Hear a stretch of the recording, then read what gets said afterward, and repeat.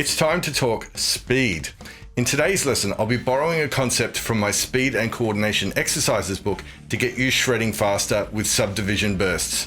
Before I talk you through some important speed strategies, here's an etude I'll be using to demonstrate. I'm Chris Brooks and this is Guitar Alchemy number 7.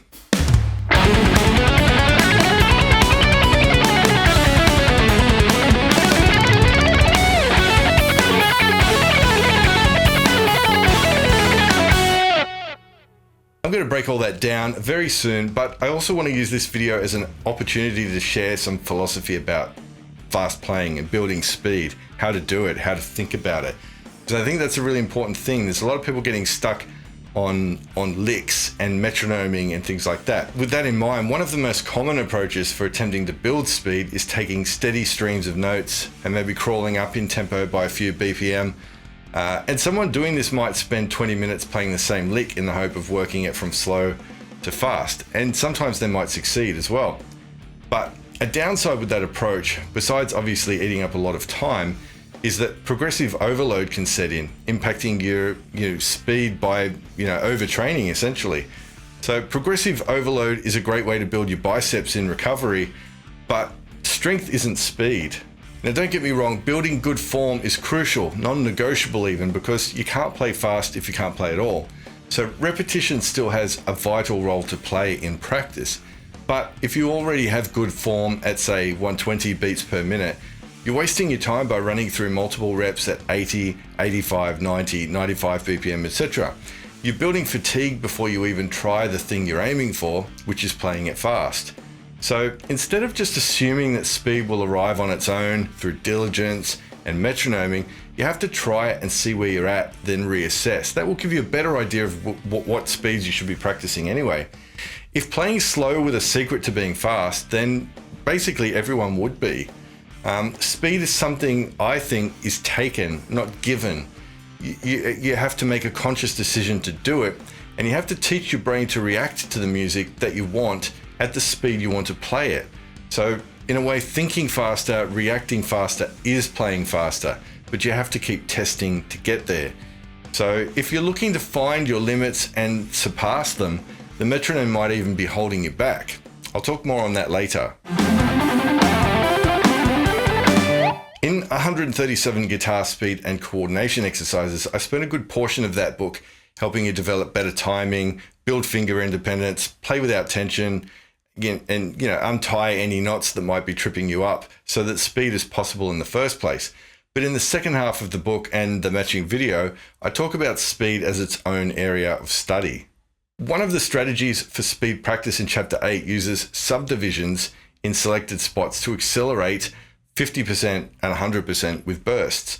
So it's the 50% mark that today's etude uses to switch from 16th notes to 16th triplets or sextuplets.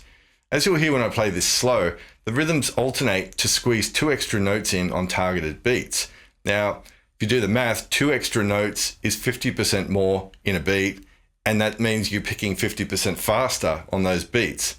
So that rhythmic switch can be a great way to access more speed than you thought you actually had by implementing it in short bursts.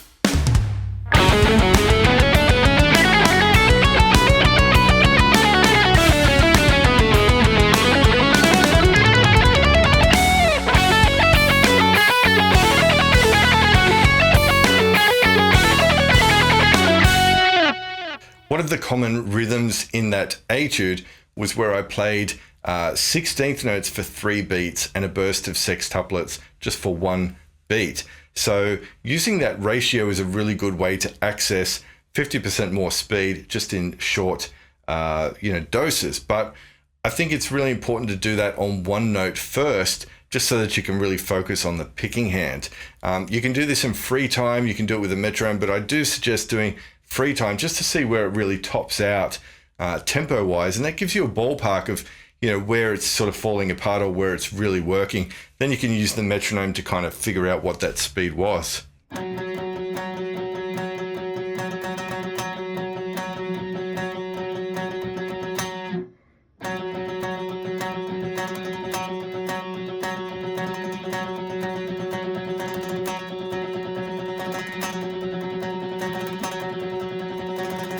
When you do these bursts, try to think of each 6 as one chunk of information, because it will be a lot easier to just make it happen in that small space when we do the bursts.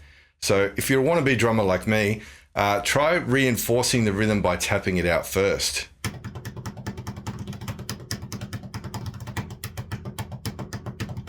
The next step is to add notes and change strings. So the first 2 bars of the etude will help you do that using ascending and descending 3-note phrases. They're very simple phrases, so good for building your raw speed.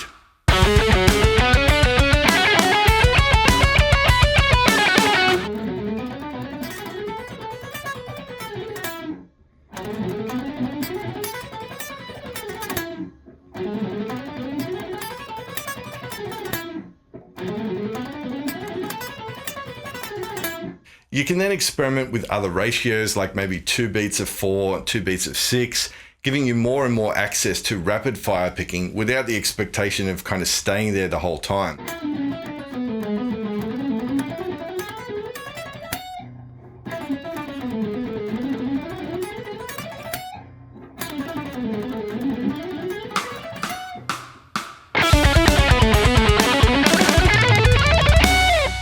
Ideally, you should find a tempo where you can keep the 16th notes coming pretty reliably, with the sextuplets, being a kind of a challenge to squeeze in.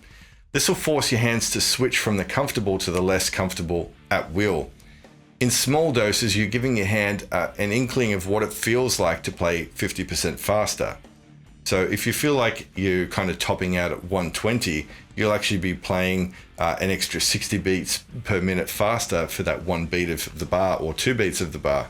Now, lots of people will tell you that you need small motions before you can achieve speed, but for me, the speed itself brings about those refinements as the nervous system kind of seeks a way to find a more efficient way to perform the task. I guarantee that none of your favorite speed pickers are thinking, damn, I moved a millimeter too much with the pick. It's just not the thought process.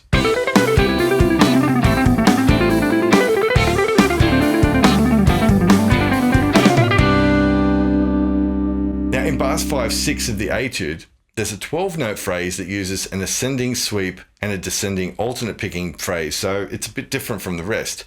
Here's what that phrase sounds like just as 16th notes.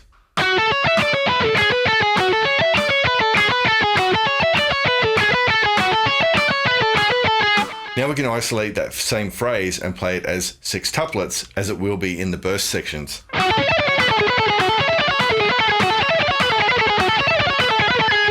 In the etude, I play the regular and the burst versions of that phrase once each. That creates 2 bars of 5/4 time. Looped, it will sound like this.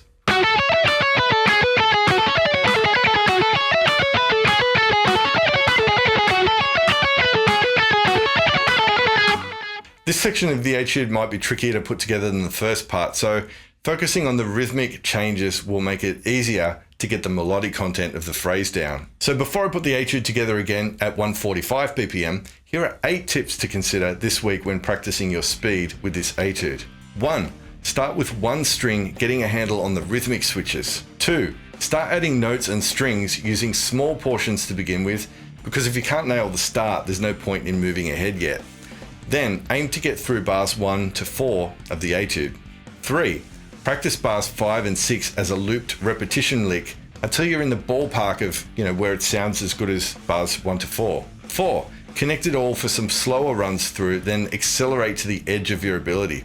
Don't go for progressive overload with too many repeats, but move through tempi efficiently enough so that you can find out where your top speed is before fatigue kicks in. 5.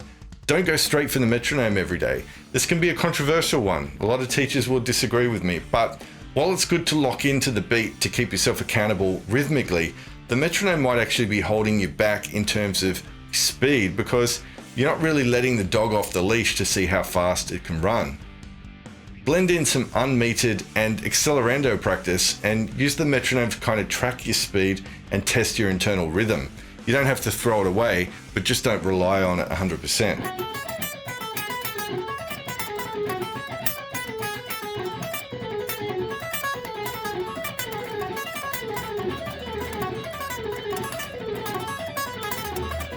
Six, When you come back to it the next day, find a tempo that is a challenge and focus on mastering that.